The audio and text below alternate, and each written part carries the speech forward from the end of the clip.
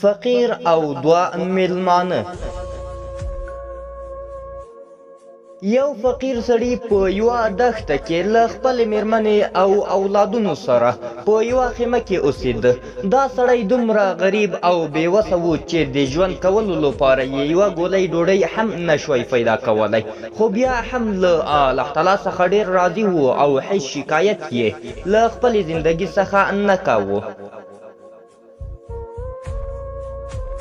یوه شپه چې ډېر یخ و، په خیمه کې یې اور بل کړ تر څو ځانونه ورته ګرم کړي.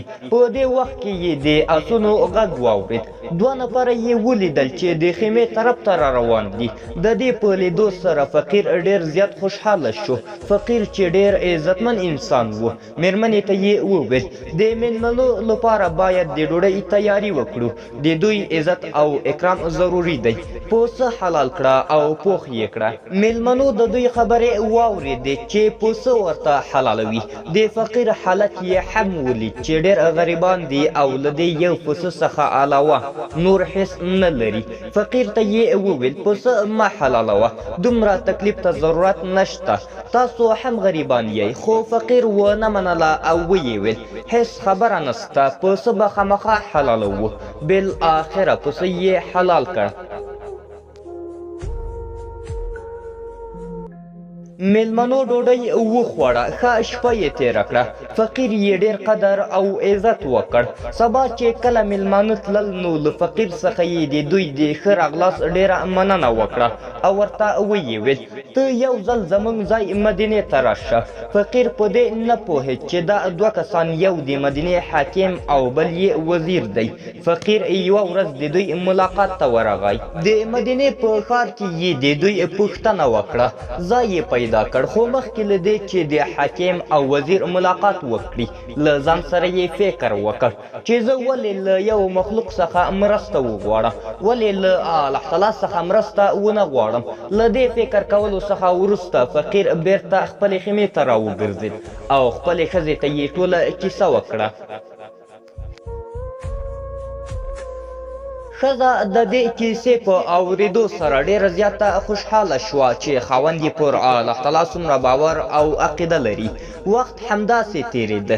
یوه شپه ډېر تیز باد راغی، خیمه یې خرابه کړه. شپه تېره شوه. فقیر په سبا خیمه له دې ځای څخه بل ځای ته نقل کړه. هلته یې د خیمې د درولو لپاره ځای ژوراوه چې ناڅاپه یو بکس په ځمکه کې راښکاره شو. بکس یې خلاص کړ، ګوري چې له سرو او سپینو زرو څخه ډک دی. د دې هر څه په لیدو سره فقیر، میرمن او اولادونه یې ډېر زیات خوشحاله شول. په دې سره یې په مدینه کې یو ډېر لوی او ښکلی کور جوړ کړ. له ډېر صبر څخه وروسته فقیر یو نوی ژوند پیل کړ. یوه ورځ د مدینې حاکم یو عسکر ولیږه چې ته ورشه او د دې کور پوښتنه وکړه چې دا لوی کور د چا دی. عسکر چې کله ورغی ویې لیدل چې دا لوی کور د یو فقیر ده چې خزانه یې پیدا کړې او دا کور یې پرې جوړ کړی دی.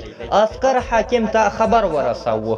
حاکم او وزیر د دې کیسې په اورېدو سره همدې لوی کور ته راغلل تر څو معلومه کړي چې دا سړی څوک دی. کله چې کور ته ورسېدل ګوري چې هماغه فقیر ده کوم چې د دوی مهماني او قدر یې کړی و.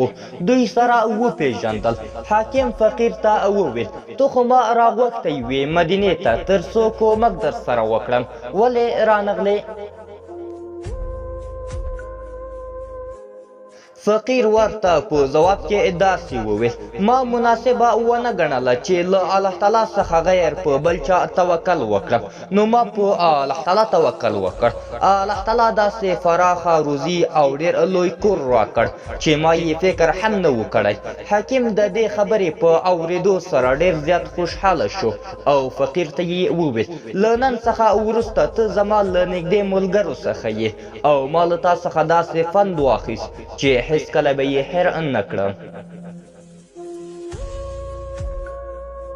له خلکو څخه تمه کول دې خفه کوي. که غواړې خوښ پاتې شې نو له الله تعالی پرته له هیڅ چا تمه مه کوه. د خلکو په راضي کول وخت مه ضایع کوه. هغه ذات راضي که چې ټول یې رضایت غواړي.